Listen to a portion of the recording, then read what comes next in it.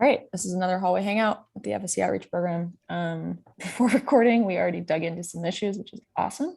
Thanks everyone for joining. Just to briefly kick us off, I am going to go over just the expiration, just to kind of set some context. I think it's good to see like why we're doing this and what the context is, because I know not everyone is knee deep in this stuff like Carolina or Rich or myself. But this is basically meant to be, I called it an expiration rather than a call for testing on purpose, because these flows are not built. So there's like some stuff that works, but it's more accidentally rather than on purpose right now.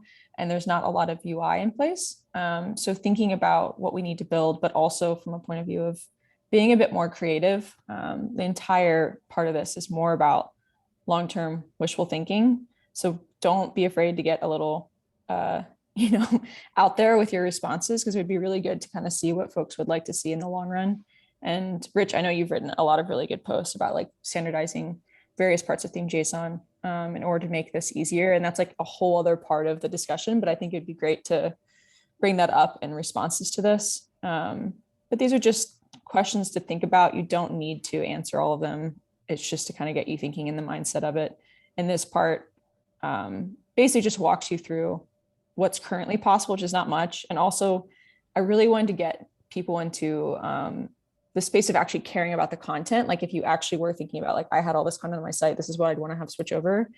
And Justin Tadlock did a great post where he had like just a test post with different customizations in it and then switch through different themes. And that's like a great way to do it as well. But just so you have some skin in the game, so to speak, you have a reason to care about what actually exists across whenever you switch.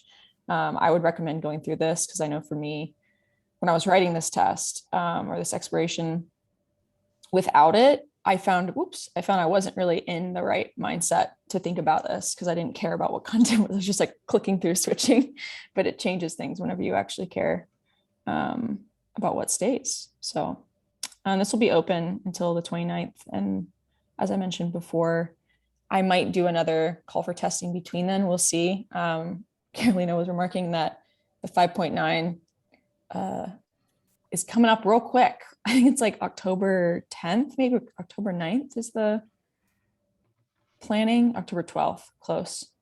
So we're really close to a go no date when it comes to a lot of this stuff. And then November 9th is also not far away. So there's a lot of work to be done. And especially with testing, there's a couple of things we probably should get feedback on sooner rather than later. Yeah, that's it for my like funny announcements. But right before this, we were talking about Flex support and whether this is implemented in theme JSON, which I don't think it is. I think they're just doing it on one-off blocks. But I wanted to point this out, that they added it for social links. And I think they're kind of doing this similar to what they've been doing with dimension controls, where they're adding it to individual blocks as a way to test things out and then slowly adding it into theme JSON. But this is the only one that I've seen done. There might be one sooner. But I think this was just merged a couple days ago. Yeah, 3 days ago. Rich, are you cool if I open up the issue you had? Because I really liked, where is it? Just 34,698. Thank you. There we go. Do you want to share a little bit about your thought was in opening it? Yeah. So I know there's a bunch of different pieces of work going towards controls, especially around like the columns and the group blocks and any blocks that support like flex layouts and whatnot.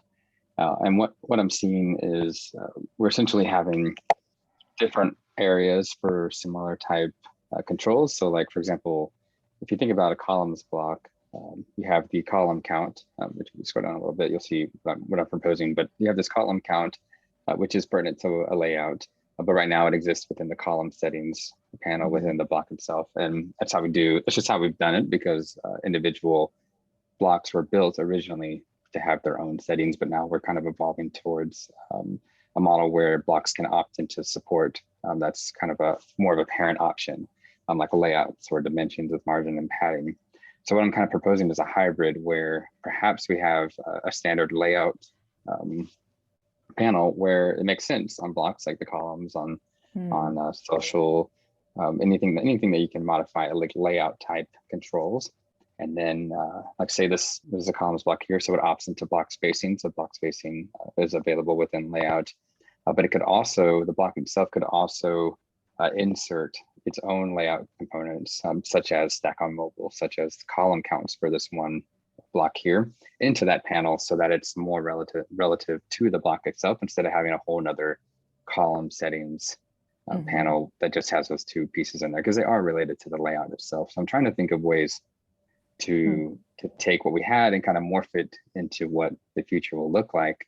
Even when we talk about margin, like perhaps margin exists within layout as well, instead of a whole separate dimensions panel. But maybe it's hidden by default on the columns block, you know, and it uses the tool belt idea on the right there, right? Where you click it and then you say, yeah, I want to add margin to this, and it just gets appended in the layout. Which I do, I really like that idea of having the defaults, like the most obvious, necessary, like nudge the person towards the most used tools for each. And then from there, if you really want to get messy, you know what you're doing, you know that there's more you can enable. That's a really, yeah, I really like this. Yeah, and there's been a lot of exploration. If you go to that one, that's another good one. Yeah, I want to say this. Yeah, if you scroll all the way to the bottom, I think, yeah. So other ideas about using a spacing panel, or using that, having that being separate from dimensions and layout, all three being separate panels, and just kind of, you know, diving as deep as we can. And I think that this kind of follows the more today's approach, where if a block opts into supporting width or height, for example, in this view here, or within justification, then they would show up in those relative panels of themselves, like individually. What I'm proposing is trying to figure out a standardized system that blocks can opt into, where when you're creating with Gutenberg, like, you know, like right underneath your block styles is going to be the layout, like if that block supports layout, and then right under that is probably color, like the next, like, and that's the standard across the board. And then maybe underneath that is block specific settings, like, you know, when we go to the query block and whatnot. Yeah, because I do think that that's becoming more and more of an issue, like we've seen with culture testing, where people are like, what do I have to look at to get this thing? It's under advanced to rename the template part. Why is that? Like there's all sorts of weird settings kind of divorced across the interface, where it's really hard to know where you can do what. So this is great. I'm glad to see this. I think you get then into user choice, right? Because some people are going to want it alphabetical, and then some people are going to want it contextual. So I hate to suggest an option, but some people are like, because brains, right? So alphabetical is going to work for some people. Some people who don't know that this relates to this, alphabetical is going to work. And for those that do understand this relates to this, contextual is going to work. So potentially there is a need to do that for these options as they kind of grow into a suite of settings. Yeah, and I'm all about the ability to configure the editor. Like with, you know, with Iceberg, you can theme the whole entire thing, like just by clicking a button or two. Like I love the idea of being able to choose what controls exist and how they display. Like having a, you know, we have a preferences panel already. It wouldn't be much to say like, I want to order my panels alphabetically, so that I know what's what. Like, I mean, I personally wouldn't feel that way. I think I'd like that to be the same way, in a logical hierarchy way, but perhaps it helps folks, and that's something that we could explore. I think Once it's going to help standardize. I think it's going to help a lot of people who are new to the editor, because they're not going to know that these things relate to each other. Or that's my initial instinct. Because you don't know something relates to something until you've used that something with the something. Lots of somethings in a sentence there, but you don't, right? And yes, there's a learning of some things, but alphabetical, find where color is easy to find if it becomes, right? Like if that's your alphabet set, it's easier to find that way. I know this came up some with like the different color options. Like I still to this day will change the color for like text rather than background by accident. Like I'll just confuse the three options because it just is not intuitive to me. Like even to this day, I did that yesterday. Like I was like, God, like, That's probably also muscle memory because you've done it wrong so many times. So now you just so do it bad wrong. Now. I'm like, yeah. But the order of things there has definitely the order changes depending on if you also have link color, for example. That's just and because the settings is different between the different blocks, it does get confusing. And when in the color panel, you have this little tiny preview with the colors before you open it. And it's also confusing, like which one is I like having it there, but I still have to open it to figure out which one is the background and which one is the text color. Yeah. I think you've just flagged something that shouldn't happen, things changing. So things just changing just because of something, I think is one of the, I know contextual kind of makes sense if it's not surprise, but we have a lot of like sad surprise contextualization of interface. Interface trying to be too helpful. It's like Clippy, right? It's trying to be too helpful and you don't expect it to do that. So it's just a bad surprise. So undoing some of that, I think would be really helpful. Yeah. And I really like this simplifying, I think will go a long way for allowing that. It's really smart. Yeah. Cool. I'm glad to see these discussions happening, especially it's cool to see these tools, but I'm also, with more tools comes more problems. So it's like trying to get ahead of it, I think is really smart. There was another one. Maybe this was this kind of relates to some of this. And I randomly found this comment, was like, oh my God, this is so interesting. I'm not going to read through all of it, but it's basically talking about like these display options and what the expected behavior is. If you say like reset display, or if let's say you added margin and then you removed it from displaying, like what's the expected behavior? Would it remove the margin as well? Would it keep it? And it was talking through all of this. And I think this ties into some of what you're talking about. Is like, first and foremost, we need to reduce the weight of the block tools by showing only the most important tools by default. Respect blocks, need to accommodate different default tools and use to better communicate what a block is about. Allow users to dive into and tweak further attributes on demand. Always reflect modified attributes. So by insert a pattern, all modifications to blocks should be apparent, which I think is big. This one really got me, because I think that is something I'm at least worried about with the rise of patterns, is that there's going to be like hidden stuff that you don't know if you can control. Yeah. And then this last one of allowing default tools to be made visible or hidden globally. So, and the rest of this goes into like what you would expect if you reset a value. But it is pretty, I felt like this kind of cut through a lot of the conversation in a way that really resonated. I assume that there is now some statistics about, which settings are actually used by users, but because the blocks have different settings, how do we know what people are missing unless they open it as a support question or issue? I like that. I want to see on maybe most settings for each block. That would be interesting. I don't know. I wonder if on WordPress.com we can pull that. I like the third bullet point there.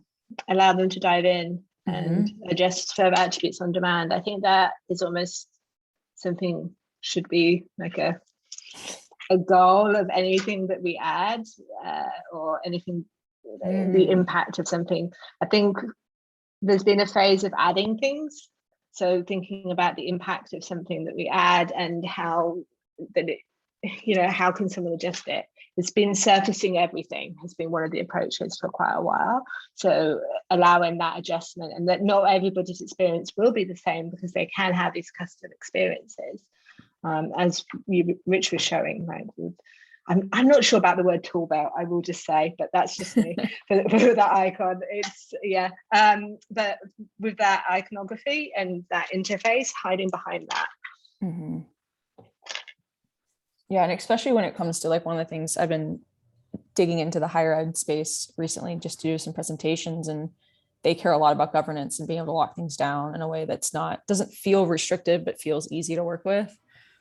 Which I think somewhat is touching on that, is like, if you can lock something, which is going to be a whole other issue to figure out, is like how to set these things. And I know theme JSON, they've started adding ways where you can remove stuff. That's a weird way to say it, but it's so easy within theme JSON to be able to turn on, well, true or false. So it's super easy to do that. And yeah, it answers that question or that concern very easily. Yeah, which I think is exciting. Make things really easy for folks who don't need to have all the bells and whistles. That was one of the comments I want to pull out. I wish that there was a minimum standard when new features are added to Team JSON, that you should be able to disable it from the start, and it shouldn't be an add-on like 4 or 8 weeks later, because unless it's opt-in, but if it's not removed, we also have to be able to disable it. Disable, that's weird. So there should be, the minimum viable product conversion should have the disabling built in from the start. Yeah. I'm gonna add that as like, can we do this? Like, because I've noticed it gets added quite a bit later, and it's almost like, it feels almost arbitrary. Where I'm like, okay, cool. Why this? Like, yeah, I mean, it should at least be on the checklist in the original issue. It shouldn't be a bug report. Because it's not supposed, if it's a feature that is intended but not yet built, it's not a bug. It's just not, it's just not complete yet. Is that like setting some base values that every new feature should have? That's it. But which I think is smart. I mean, like when we're looking at the new editors and stuff, you always have to have a way to opt out. So I think it could be seen as the same thing. I think I almost wouldn't just stop at that. I think there's probably some other ones that feel like basic ones to support. I don't want to like support everything because slidey slope. But there's certain other ones that I think quite often it's been like, oops, we should have supported that. So maybe looking at like, okay, what should the majority of things support, and having that from the start, the majority of things supporting it, and not having to retroactively, I'm going with that word, support things. Yeah, agreed. It's tough because I think it's funny, for so long they were just building the foundational piece of it, and now that's actually more in use. It's like, oh right. It's like a kind of a mental shift, I think, for a lot of folks working on this. And those of us using it are demanding children wanting toys. I love it. What else I'm trying to think. Is there anything you all in particular wanted to talk about too? I know sometimes people bring their own stuff, so I wanted to leave an open floor for that. As you can see, I always have like an obnoxious list that we never get through, but I'd love to dip into the nav block experience. I've seen that on your list. Yes. So this is actually really timely because this, thankfully, I wasn't sure how this is going to end up, but the higher ed headers, handling higher ed headers, I can come up with such obnoxious fun names that are difficult to say, pointed to a lot of folks wanting, oddly, both like a lighter block experience and also more customization options. So it's kind of an interesting split where the feedback basically went in both directions, but this was opened during the test, which I was like, oh, great, cool. This makes my life a lot easier. But essentially what's going on is, I think when the block was first being created, partially because it's being done within and being used within the navigation editor, the new block navigation editor, and the two projects are kind of like pushing and pulling on each other in terms of features that are needed and trying to use it in both places. TBD if that actually happens, but a lot of the customization added to the navigation block was kind of geared more towards mega menus, because that's the hyper edge case, right? Like, can you create something really robust with a bunch of different blocks that works together and that looks good? So it's like, if you can't do that with this block, this is never going to succeed. And then on the flip side, it's like, wait a second, most people don't need this massive, giant menu. Maybe they just want to create something really simple. And so that's what this is going through, is I mean, it's very similar, honestly, to even like the dimension tooling that we were just talking about, is like, how can we have more context to blocks so that it can be quite easy. So like, for example, this one's talking about like the inserter right now allows choosing from multiple blocks. Let's try make it insert a page item by default. So like right now, if you just want to add, let's say all you want to do is add a menu with 4 links to pages. The number of clicks you have to do is ridiculous because you have to have like a page item. It's like this whole thing. And then there's like the page list block, which is really confusing, which I sometimes still add in. So it's like, how do we simplify this so that by default, it's a nearer, more intuitive experience for basically what most people are going to want to do with a navigation block. And it goes through a couple different, and having patterns baked in, kind of similar to probably the query loop block that we've seen. Which I think is exciting. I think the patterns baked in I almost feel that is way more important than any interface for nav block. I know that, so I think at some point, yeah, you're going to add navigation. Yeah, you're going to add things, but starting with navigation having nothing, I know that there is a case for it, but I think my hunch is it's a rarer case for it than starting with something. Mm-hmm. I know that that has to be the right something, but it feels like you would want some things to start with pattern wise, and it just feels easier starting with patterns. It's a complicated beast, but it just feels easier in the context. It feels like this is where the patterns could take a lot of the strain and a lot of the problems and just get rid of a lot of the craft of the interface. Yeah. Oh yeah. Yeah. The problem with right now is with the linking. If you have a link in your pattern that says this is home, and then you use that pattern on a different website, then they're just going to be PHP errors because the post or the page doesn't exist. Yeah. Such a good point. And Carolina, I mean, it should be solvable, but we have so many of those types of issues with the dynamic linking. So yeah, there was another thing. Okay, home was a bad example because you probably have a home page even if it's not a page called home. Yeah, just only patterns with home. That's it. That's it. It's an about page maybe. Then if that page doesn't exist, it's just going to show page errors and the editor is going to complain and everything. Well, part of what's come up too is I know for me at least, like very early on, like 9 months ago when I was testing the block, like it was so easy to add page links that had no link. So now there's like a really confusing flow where it's like, sometimes it'll say add link, sometimes it'll say select page, sometimes it's just like different each time. And I know they're working on splitting out. I want to try to find it. I always want to try to find it, but I might not be able to.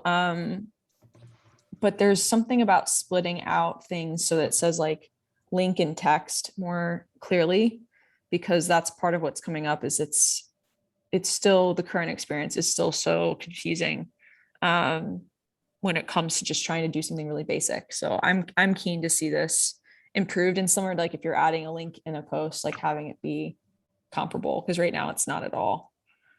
I'm not gonna be able to find this in mine. Wow, there's a lot of issues. Yeah, there are. No, that's not it. I think some of these though are because the CSS is still a bit too much, a bit too heavy. Maybe it's a PR. This is the other thing that happens to me is I'm like, was I looking at a PR or was I looking at I won't be able to find it anytime soon. Oh, this it. Yes. Oh, I knew it was Dave. Yeah, so having it be split right now, which, I mean, who knows? I feel that's, so this is a gut reaction on seeing that and a drive-by big time. But that just feels like more complication to the end. I feel like one of the problems, and I've also been completely guilty of this with the navigation, it's very easy to make it more complicated than it should be, or think it needs to be more complicated than it should be. And I feel just offering a really good set of default patterns that's just easy to use and works there's something, and my gut goes back to there must be something in that. Mhm. And the problems seem to arrive when we're trying to do everything with it, if that makes sense. No, it does. And I think that that's like ultimately like this is what the intention is, to kind of make the initial experience very, very simple. I think there is some talk at this about maybe even. Yeah, I don't think I'm things doing anything new. I just feel that interview she just showed just felt like, the overcomplication alarm went in my brain. It's like, Yeah. This is the current experience. Is like you add and then you select a page. Where is this? Oh, of course, Johan has it linked on here. Of course he does. Yeah, he talks about having different types. So like, I think this is kind of a cool, almost a better where you can just select page for the link. So if you're adding a page link block, again, it's like contextual. See, that takes me down the route of the task I'm trying to do. Yes. Which it's a super complicated thing, but it's split out into macro complications. I'm using those words together, but and I think that's what needs to be done with this. Like you choose a path at the start and that's what you are going to do. And if you need to do something different, you have to go back to pick that thing at the beginning to do that thing, because navigation can get complicated when you try and expose everything to everything. It's too much. Yeah, I really like this. So one of the things that I find confusing, I don't know if it's even mentioned in this issue, it's the create a draft post from the navigation. Yeah, that one's also because it doesn't show up on the front end and you're like, wait, what? Like, no, to me it sounds like, okay, this would have been a good idea, but it doesn't really work for me. It's a bit complicated. I don't mind it if it's like, I did test it out where it's like, oh, I'm quickly trying to build a site. Like if I'm in like builder mode, I can be like, boom, boom, boom, boom, boom. This is what my navigation to be. Then just go mass publish, then just start filling things in. Like I found that experience not to be too hard, but I did run into a couple cases where I would forget and I'd go to view my site and be like, where's, I was like, oh, right, I need to publish those. But like, that's because I know too much about this block. But the average person's going to be like, what? You know, where's, I thought I published these. I thought I added them to my menu. Why isn't it showing up? Like I can only imagine the support tickets coming in. That's trying to do too much again, right? Like how many, I think it's a good idea if you're trying to do that use case. Maybe again, it's, you know, we've tried to not necessarily had options all the time, but you know, some of these things are good ideas. Maybe they're plugins, maybe they're options. They're not bad ideas. They're just not ideas that we need to surface at all road paths, right? I think that's just where the page link, like this will be just select page. There won't be a create draft. It'll just be like, here you go. Yeah. What's the task you're trying to do? Here's the interface you need just to do that task. Done. You succeeded to do that task. Party, you succeeded. Yeah. What's another good? I feel like I have something else on here that's similar to. Have we talked about this? The color picker component. Oh Lord. Are you all game to dive into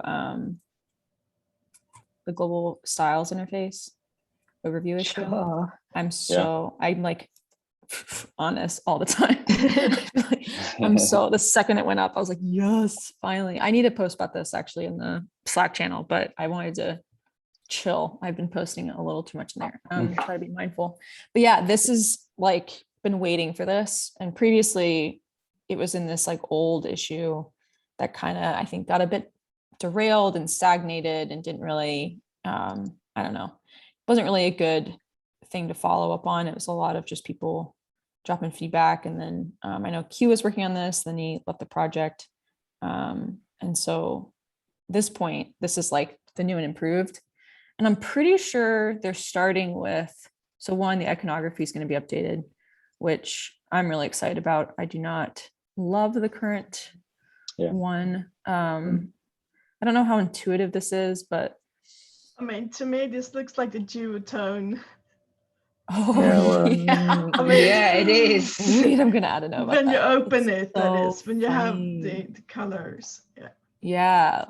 Looks like. Also looks like a light and dark mode type icon. It also looks like an eclipse or half eclipse. I I don't think the icon works for everybody based on that. Yeah, no, and it's also similar to yeah. like this. Well, what's interesting is currently WordPress.com has like a pseudo version of global styles ish. And it looks like a weird A, like it's a very strange, it's also bad. So it's kind of funny to see what's going to be come up with. Icons are hard. Icons, yeah, I cannot fathom needing to come up with those. That does look kind of odd right here too. I feel like I'd click on this more often than I'd want to, when I probably actually need to be in here for like block settings. But part of what's tricky about this, I think it goes into this. So these are all like separate issues with different, you know, deep dives. So structure after the icon is like, how do you actually, you know, lay it out in terms of like the main things that you're seeing? What does the preview look like? So maybe you're editing stuff and then this shows things adjusting. I don't think I looked into this. Consider all the main function global styles, a certain media on media party. Oh, so I guess it's like if you wanted to have more, same thing as what we're talking about, dimension controls. Yeah. So is that like for a user appended, plugin appended? Probably, yeah. I mean, I think it's part of it. It's just like theme pattern browsing, export and import, reset all revisions. Yeah. So kind of all the extras. I actually would think revisions should be higher up. But I think none of this has been built. So it's kind of this big like TBD. Yeah. Yeah. It's the junk drawer. That's basically what that is. Yeah, the it's awesome junk drawer, because I don't want to belittle it because I want some of that no, stuff. it's super big time. cool. And I think one of the things that's interesting too is how do you actually show entry points? So I think that's going to be the biggest. I mean, to me, that's the biggest thing in my mind is like, do you have an entry point when you're in template editing? Like, does the site? I mean, we don't even know what's going to happen with the site editor. So it's like, where are we going with this? And how do we do it in a way that like it makes sense where you're not accidentally changing something and then it goes everywhere else without you recognizing it? I know there was like no, it's like dedicated. Haha. This is how my brain works, is I think of one word that I know is related to. But yeah, it's like, could we have a dedicated place, which would be great for probably theme authors, but probably not great for a user. Like this probably would be pretty confusing to have everything in here. But this was like another exploration that I thought was kind of interesting, is like, maybe this is like, you know, the initial implementation is more user focused, where I don't even know where you would access this right now. But let's just say in the site editor and pretend that a version of that gets shipped. Maybe this is a V2, is like, this is another more advanced interface that folks could have access to. I'm not sure though. I don't really know where this is gonna go. Managing the color palettes, gradients. Yeah, I love, it also just looks so much prettier than what's currently in place, that it's just a fun issue to look through. And this is kind of cool, a global block level configuration duotone. So having it so you could set duotone across all your featured images or something like that should be pretty rad. I wanted to do that last night on a test site. Yeah, again, especially if you're switching teams or you're working with old content, you have to have a quick way to change everything. You don't want to open, 15 posts or 15,000 posts in the worst case scenario.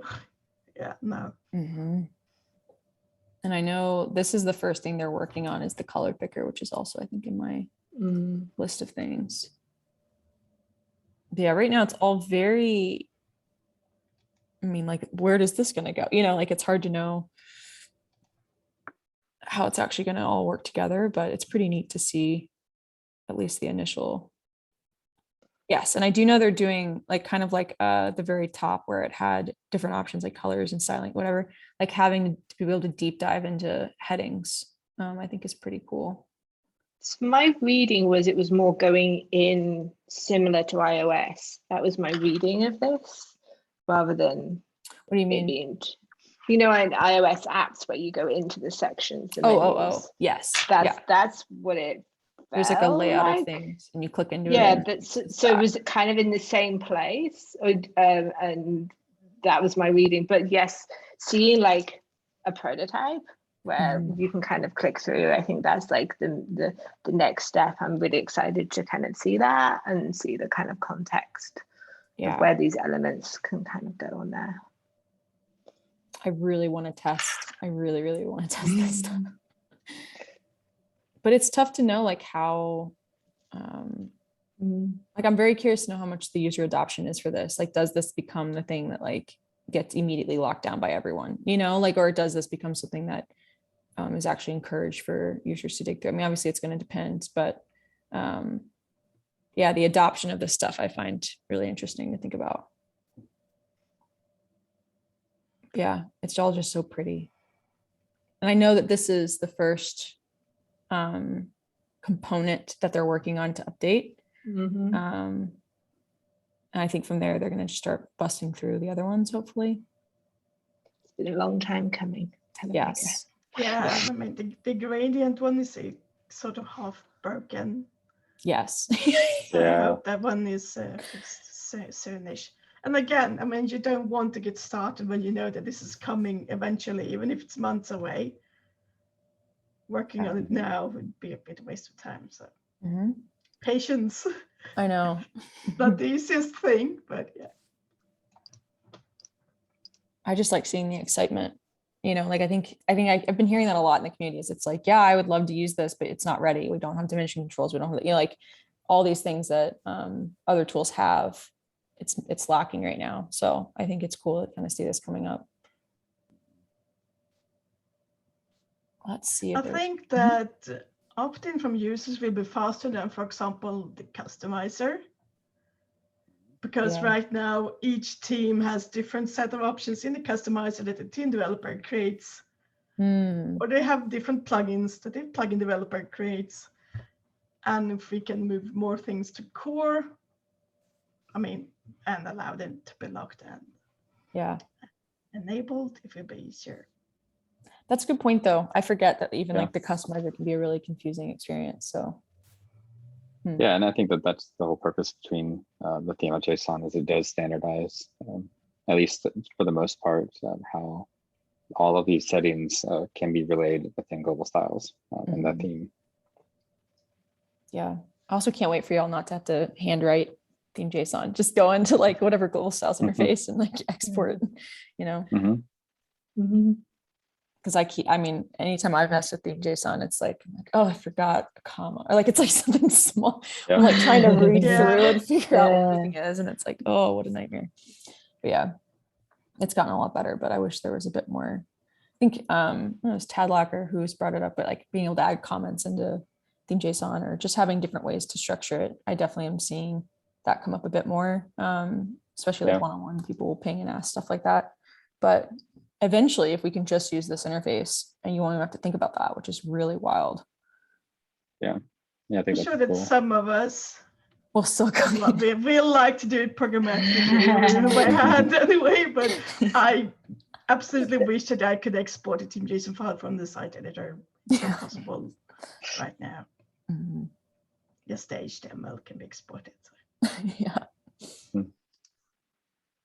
Let's see. I think we're coming up on about as much time as I wanted to take. Oh, we'll go over briefly. This is one of the examples of disabling items that I'll include. That, of course, came pretty late.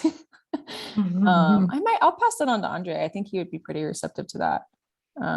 He's, I think, been powering through a lot of stuff with theme JSON. So, I think it ties in with the standardization that Rich has been doing with the color names and the just in general having some standardized options and some standardized names and just things that we can rely on and hook into in theme JSON that we know are going to be there. I think it just makes things easier, and adoption. It helps with adoption, all these things. And theme switching, which is I did want to plug theme switching, adoption, all those things. I'll plug Rich's post too, which I feel like will pop up immediately because I was just I'll drop these into the post, but I definitely, you have a couple of these. This isn't the only one that's about standardizing. Yeah, if you scroll down a little bit, I think at the top I've added here we go. Yes, perfect. Yeah. I'll link these into the notes, but these are, I highly recommend folks digging into those. To be honest, a lot of your like this actually helped me have a deeper understanding of some of the stuff too, because I was like reading through the comments, you're like, what is happening? But then sometimes when you have someone who just like bird's eye view, here's how it matters, super helpful. I love whenever you have posts like that. Let me close out of these. I did the dragging image that you've included, Rich, just is the oh yes, the visual. Where is that? Is it in this one? Yeah, this one. Yeah. Yeah, I think right below it is the one where if you don't have standardization, what happens? You lose stuff. It's so good. Whenever I see stuff like this, that's so delightful. I'm like, what's going to be delightful 10 years from now, you know? Now picture that you have old content that are not blocks. And you still have to support alignments and widths and ignore colors. Just imagine having left and right, and then your content is not going to look this pretty anyway. Yeah. And that's unfortunate, because this is if you want to support old content in new teams, the CSS is going to be growing very, very large. Yeah, that's a really good point. So that would be nice to solve. Yeah, like how you said. I'm eventually going to end up adding the block classes to all elements, right? Even in old content. No, I don't know. I don't know how to solve it. Yeah, that was kind of, it sounds bad, but this was part of the reason why this test for theme switching didn't focus on like classic to block. It was like, nope, that's going to be too much. So let's like get block to block first. But eventually I do like classic to block is going to be a huge one, which I know like the widgets team has been looking at, and like, do we turn stuff into template parts if it's widget, like all this sort of interesting problems to solve there. Before you wrap up, I did want to plug just very briefly, Sean, one of the designers, I'll drop in here. This is like totally not off the rails, but related. It's not full site editing fully, but it is impacting like when you're actually publishing stuff, and it's re-examining the sidebar, partially inspired by the Global Styles project. And personally, I just think it's really way better. But I just thought might be neat to kind of look at this stuff, because I think it's cool how aspects of the future are impacting potential designs for the things that we all use all the time, which is just like publishing posts. And how do we make even the current interface that folks are using, most folks are using, better, because I think it's easy to get caught up in the new and exciting stuff. Lose sight of like the bread and butter a little bit. I know that happens to me. So I was really excited whenever I saw this come up, especially improving like template editing and the mosaic view, which I wanted to get into, but we'll skip that for now. Maybe once it's merged, we'll do a cool walkthrough. That could be fun. Let me stop sharing so I can see your faces. Just a reminder, next Thursday too, we're going to do another hallway hangout about adoption pathways, which I'm really excited about. I want to do kind of more of these in the future, but just kind of having an open discussion. It's not meant to be prescriptive. It's not meant to be like, here's how you have to adopt. It's more meant to be like, hey, what are you doing? What's working? What's not working?